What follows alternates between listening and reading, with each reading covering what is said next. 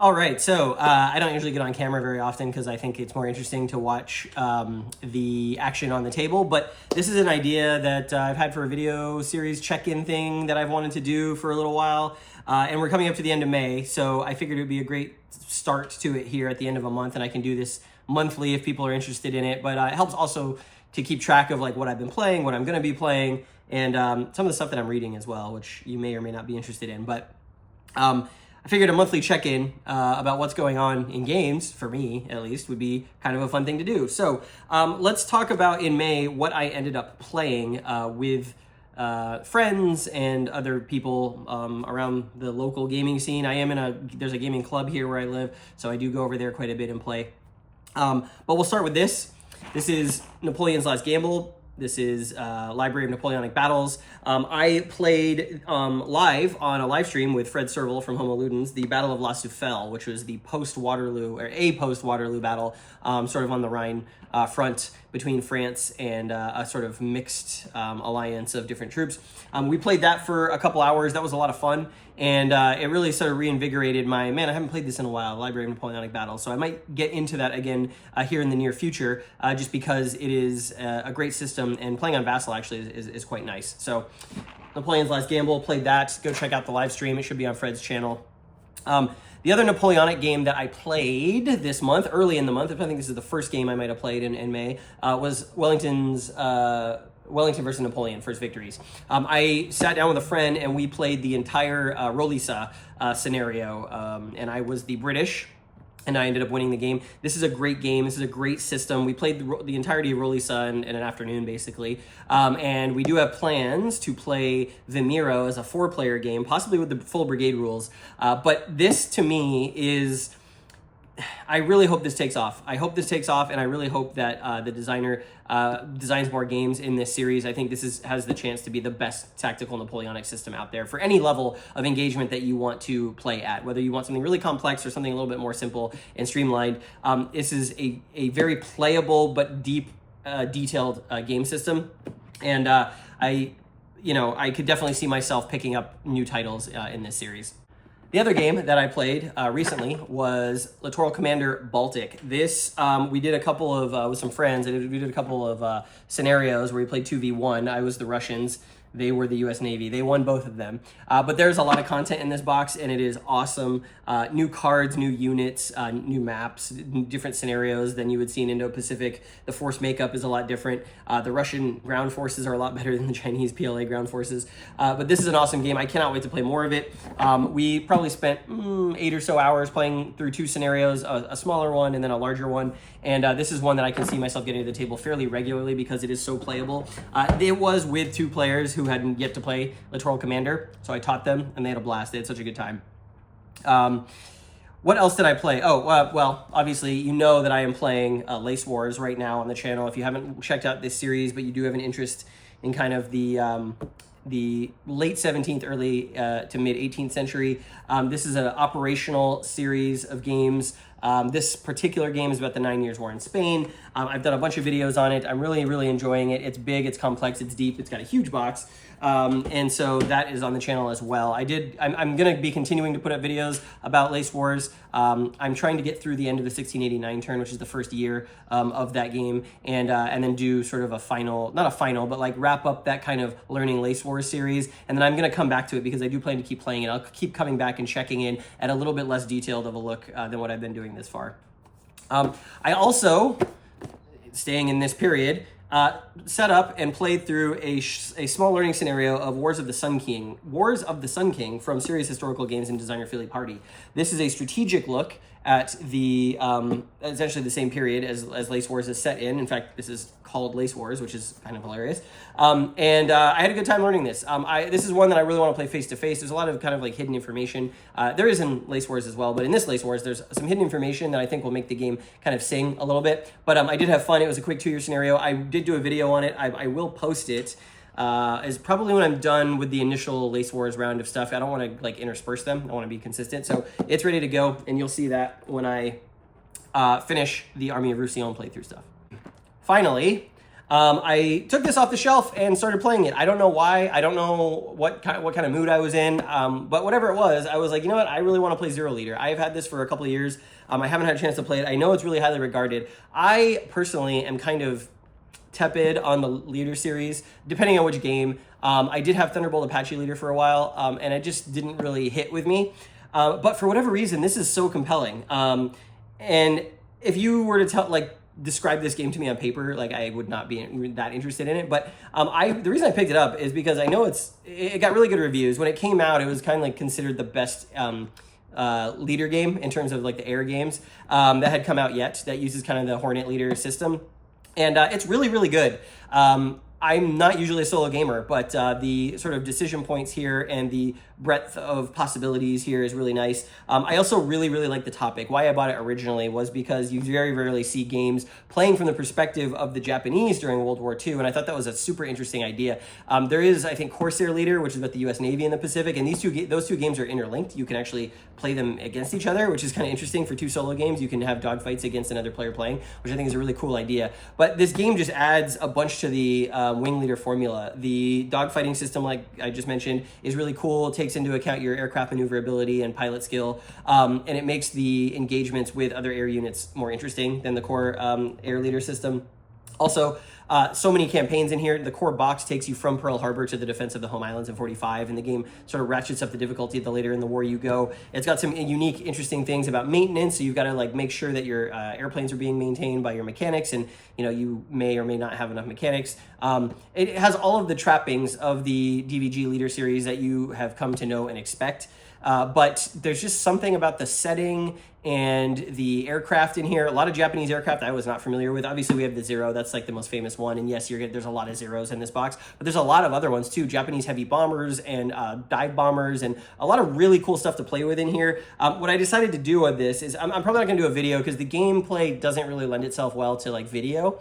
But it's really good at generating narrative. And so what I decided to do was I decided I was going to play all the campaigns in chronological order, and I was going to keep the pilots persistent. Even though, a pilot is really only persistent through a single campaign in this game, I'm going to keep the pilots going through as many campaigns as I can. And so I'm 2/3 of the way through sort of the initial opening attack. I did Pearl Harbor, and I did the Philippines, and now have to do Wake Island. And then after that, you kind of move forward in time, because those all happen at the same time. You move forward in time, and then I'm going to transfer some of those pilots from each of those three scenarios into the new scenarios. So I have kind of this stable of persistent, continuous pilots. And I think that'll be a really cool way to play this. And at the end of it, I might maybe do a short video about the experience and some of the narratives I encountered. But this one is really cool. I'm shocked at how much I'm enjoying it. It's really addictive and easy to play once you get it set up. And you can just go. You can just roll through some roll through missions. I rolled through the Philippine scenario in like 4 hours total combined play over like 2 sessions. So highly recommend this. I'm a little disappointed that Stuka Leader, which is obviously the German Western Front version, sort of evolution of the system, had so much errata in it. I'm hoping they do a second edition of that. Because that one also looks really interesting.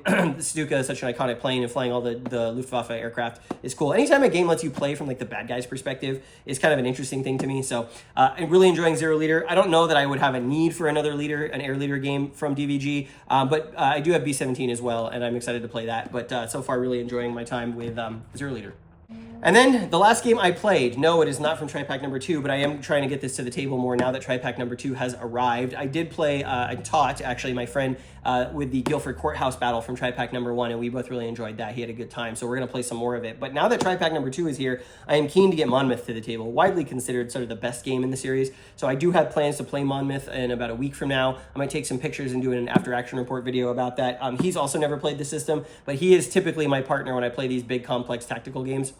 So when I was learning Battles from the Age of Reason and First Victories for that matter, the same friend I played Relisa with, that's him. So we're going to play Monmouth together. It should be a good time. I really like this system. I think it's really solid, and I'm really happy to see Tri-Pack number 3. I did an unboxing of this on the channel if you want to check it out. So I'm going to take a little quick intermission here and show you what I've been reading, because it's at least historically based, not fiction. And then I'll show you what I'm planning to play here coming up. So the first book I kind of read recently that I really liked was Anatomy of Victory. I didn't read the whole thing. I just basically read the kind of first third of it because that's what it covered the era that I was looking for. But this is a book from the 90s by Brent Noseworthy. Basically, it is what it says on the cover. It's battle tactics from basically the 9 years war period to the 7 years war period. So what is that, about 80 years or so? And it's a really deep look at the way that armies fought on the battlefield, maybe less so operationally, but more tactically, and sort of the doctrine, a lot of the information that I've been communicating in my sort of Age of Reason comparison videos, a lot of that was corroborated or drawn from here. So this is a great book if you're interested in the period. It's kind of dry because it's really talking about, it's like almost like a military manual in some senses, but it's very illuminating.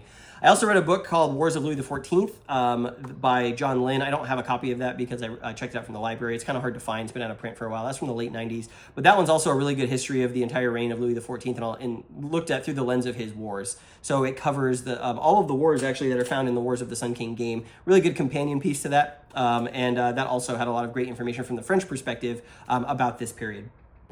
Continuing on with this period, I'm also reading Marlborough's War Machine by James Faulkner. I also read, I don't have it handy, but I also read a book about the War of Spanish Succession by him, sort of generally about the war history. This is really about the operational considerations that the Anglo-Allied army during the War of Spanish Succession had to deal with, basically, and that's why it's called Marlborough's War Machine. So it's from the perspective of the Allies, about how Marlborough ran the army, what the kind of operational considerations were. I'm a little ways into it, but as you can see, I'm like marking stuff that I find interesting. I really like him as an author. Faulkner really makes this stuff approachable. It's really easy to read, but if you have any interest in military history, you should look up his stuff. He also has a couple other books that I have not read, one of which is actually firsthand accounts of the War of Spanish Succession. So he wrote this. He includes a lot of that stuff in this, but he also has a book all just about firsthand accounts from the early 1700s from soldiers and other people who were associated with the War of Spanish Succession. And then finally, I am reading a book that I find so fascinating. It's called Mother Ross. It is about a female soldier who disguised herself as a man and enlisted in the British Army during essentially the 9 Years' War and the War of Spanish Succession. It's a true story. It says it's written by Daniel Defoe here, although I've kind of looked into the origin of this, and maybe it's not sure whether Daniel Defoe actually wrote it. It seems like he may be uncredited in some like people's minds, but in general, he would have been a person who would have known the details of this. But it's an amazing firsthand account about this woman's life and about how she essentially chopped her hair off and posed as a man and joined the British Army in 1680 or 1695 or something like that. And it's about her being on campaign and what she gets up to. She's looking for her husband, who was like accidentally or forcibly conscripted by the British, trying to put her family back together. I cannot believe there hasn't been a movie or a TV show about this. It is insanely cool. And she's very funny. So even though it's written in kind of like an old, antiquated English, not old, I guess, but it's like definitely an old-timey kind of English. She's a really hilarious person, and the way that it's written is very hilarious. So it's a quick read. It's only like 100-something pages, and if you have any interest at all in sort of like what it was like for a female soldier posing as a man, this book is phenomenal. So that's what I'm reading right now. As you can see, very deep in the rabbit hole in terms of the Age of Enlightenment stuff. In fact, the camera right now is stacked on a whole other pile of books that I want to read on that topic. And I may be thinking maybe my next design might be taking place in that area. I'm not sure yet. So what am I going to be playing this coming month in June? I am going to be playing Legion of Honor from Clash of Arms. We're going to start a campaign of this, at least see how people like it at the local gaming club. This game is so funny. One of the funniest games I've ever played. It's kind of a card-driven RPG kind of game, almost like I, Napoleon. In fact, a lot of I, Napoleon was based off of this game, but you play a sort of a lowly soldier in the Grande Armée, and you every turn get these cards dealt to you, and they all have different prompts on them, and you sort of have to make a choice about how you react, and based on your stats, certain things will happen, and sometimes your stats will go up, and sometimes they'll go down. I believe this is on my list of favorite games of last year, and it's so much fun. So we're going to try and start in 1792. We're going to see how far we can make it, hopefully through 1815. We'll see if we find a winner. But if you want like an immersive storytelling experience that is very mechanically light, you could get non-wargamers to play this. It is a hilarious, hilarious game. So that is Legion of Honor. Here's the box full of cards and dice. And then I am going to be sticking with the Napoleonic era. I'm going to be trying to get a game of Alliance back to the table here in about a week or so. Hopefully we're going to do 4 or 5 players. I think that's probably the sweet spot for this game. I think 7 players is kind of biased towards the Ottoman player, but with 5, I think it could work really well. So we're going to try and get this to the table with some folks who haven't played it. Really fun light block game. And then the last thing I'm going to be playing, coming back to the Age of Enlightenment, 9 years, War of the Grand Alliance. So I am in the midst of playing the grand campaign of the sort of trilogy. I know there's 4 games, but 3 of them connect. So a couple weeks ago, I played No Peace Without Honor with a friend who has not yet played the system, and he played it for the first time, and we had a blast. I am playing the Allies through the campaign. He's playing the French. He won a narrow victory in No Peace Without Honor, and there's rules for connecting the end state of that game to 9 years. And I have actually, this is the only one in the system I have yet to play, so I'm very excited. We're going to be playing this in a couple days after work. This is obviously 9 Years' War, same as Army of Roussillon. Again, Louis XIV, really love this period. I really love the system.